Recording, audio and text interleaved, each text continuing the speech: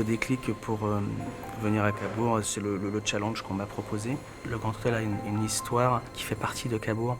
Je ne connaissais pas auparavant, donc ça a été vraiment une découverte. Quand je suis venue ici, je ne connaissais pas Cabourg. Et j'ai découvert Cabourg avec les fleurs. Je suis venue trouver une façon de m'identifier finalement, de me réaliser. Quand vous avez 21 ans, même si j'ai fait un petit peu d'études, c'est...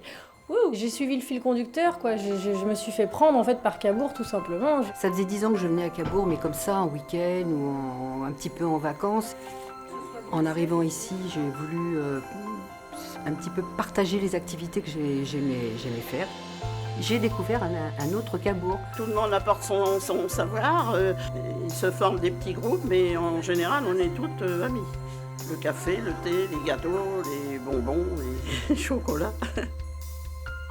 Cabourg, je le compare souvent à un petit village de montagne.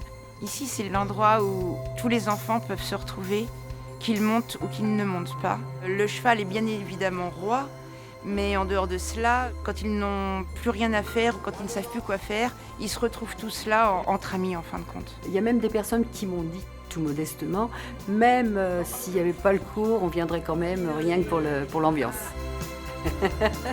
Je trouvais que ce bar était magique, il y avait une âme, qu'il y avait une ambiance spéciale, un vieux décor des années 50. Et j'ai adoré ce bar dès la première fois que je l'ai vu, quoi. Et de pouvoir l'acquérir, c'était une partie de rêve qui s'est accomplie. Ouais. Et la chimie du moment, c'est entre 18h30 et 19h30, et d'un seul coup, ça y est, tout le monde arrive en même temps, et ils sortent du tennis, du golf, de la plage. C'est une ambiance assez particulière, en fait. Je pense que c'est un établissement qu'il faut respecter.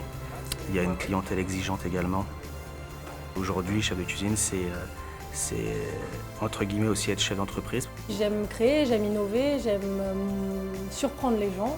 Je le fais avec cette petite touche-là qui est la mienne, les fleurs, la composition, la création.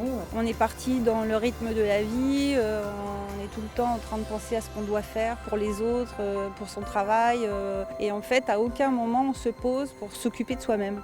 Ce que j'apporte, peut-être un peu d'exotisme, puisque c'est une technique qui vient d'assez loin. J'essaye à ma façon d'apporter quelque chose en faisant mon travail du mieux possible. Et indirectement, je l'apporte peut-être à Cabourg. Voilà, j'espère vraiment apporter une touche sincère et originale. Moi, je crois que j'apporte un petit peu de bien-être à certaines personnes. On peut s'évader en créant un petit peu ce qu'on veut. Ça peut aller de la petite décoration de Noël à un objet pour un enfant pour accrocher dans sa chambre.